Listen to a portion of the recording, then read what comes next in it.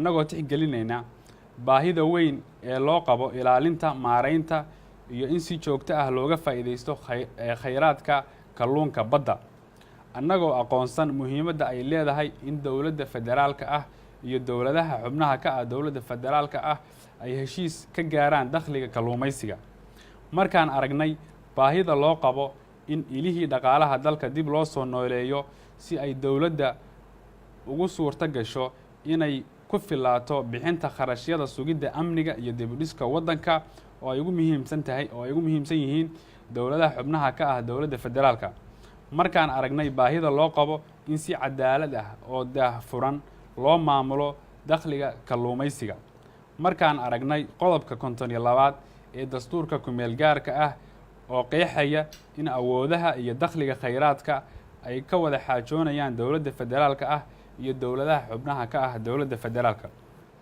markaan aragnay qodobka 14aad ee sharciga kalluumaysiga Soomaaliya ee soo baxay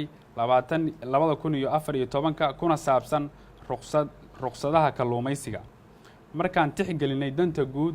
ee dalka iyo dadka waxaan ku heshiinay qodobada soo socda qodobka koowaad dhinacyada heshiiska waxaa heshiiskan wada gaaray dowladda federaalka Soomaaliya iyo madaxda dowladaha xubnaha ka ah dowladda federaalka ah iyo gobolka Banaadir qodobka labaad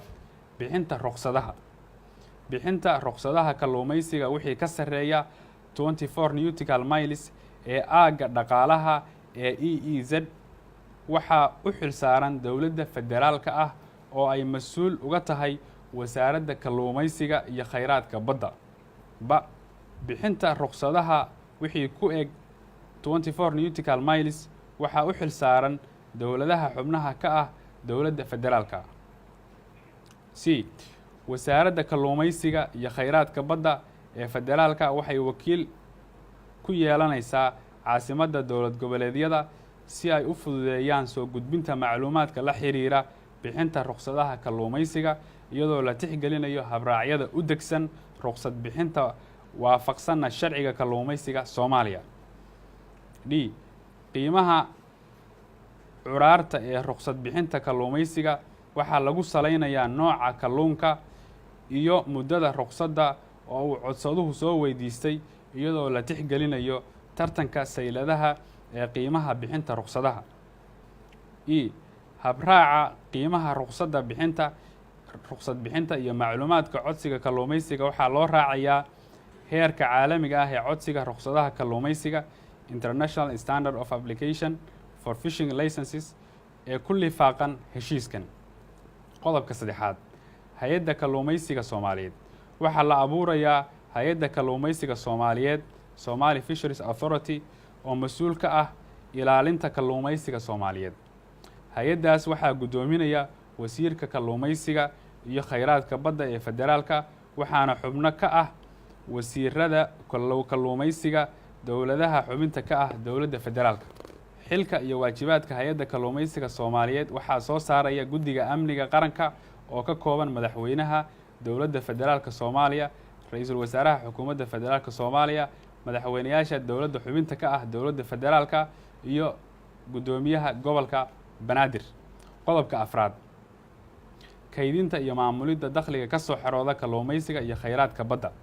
dakhliga ka soo xarooda ruqsadaha kalluumaysiga waxaa lagu kaydinayaa xisaab gaar ah oo laga furi doono bankiga dhexe ee Soomaaliya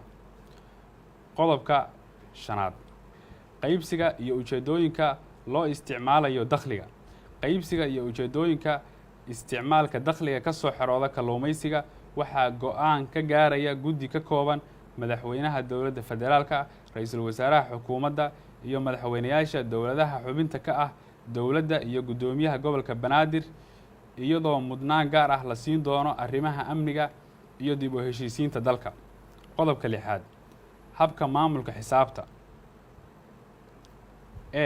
hanaanka maamulka xisaabta dakhliga kalluumaysiga ee ka furan bankiga dhexe ee Soomaaliya waxaa loo raacayaa hanaanka maaliyadeed ee dalka u degsan ee loo yaqaan hab maamulka xisaabaadka Public Financial Management waxaa xisaabta lacag looga saari karaa amarka guddiga madaxda fulinta dowladda federaalka ah iyo madaxda dowlad goboleedyada iyo maamulka gobolka banaadir iyadoo amarka lacag bixinta uu digreeto ku soo saarayo ra-iisul wasaaraha xukuumadda federaalka ah ee Soomaaliya. C. wasaaradda maaliyadda ee dowladda federaalka oo u xilsaaran soo xiraynta dakhliga iyo bixinta kharashaadka waa in ay si daahfuran oo waafaqsan hab xisaabeedka sharciga waafaqsan u maamusho dakhliga ka soo xirooda kalluumaysiga. D. maamul goboleedyada xubnaha ka ah dowladda federaalka ah waa inay leeyihiin habka xisaabeedka maamulka maaliyadda oo daahfuran. wax ka beddelka heshiiskan wax lagama bedeli karo ilaa ay ku heshiiyaan dhinacyada heshiiskan. qodobka 8aad muddada heshiiskan waxa uu dhaqan gelayaa ilaa iyo inta ay dowladda federaalka ah iyo dowladaha xubnaha ka ah dowladda federaalka iyo maamulka gobolka banaadir ka gaarayaan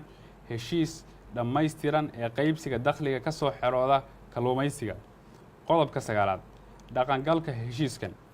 heshiiskan waxa uu dhaqan gelayaa marka ay wada saxeexaan dhinacyada heshiiska. saxiixa heshiiska dowladda federaalka Soomaaliya waxa uu saxeexay mudane xasan cali khayre ra-iisul wasaaraha xukuumadda federaalka Soomaaliya. madaxda dowladaha xubnaha ka ah dowladda federaalka ah waxa uu kala saxeexay mudane cabdiweli maxamed cali gaas madaxweynaha Puntland, mudane axmed maxamed islaam madaxweynaha Jubbaland, mudane shariif xasan sheekh aadan madaxweynaha koonfur galbeed, mudane axmed ducaale geele madaxweynaha galmudug,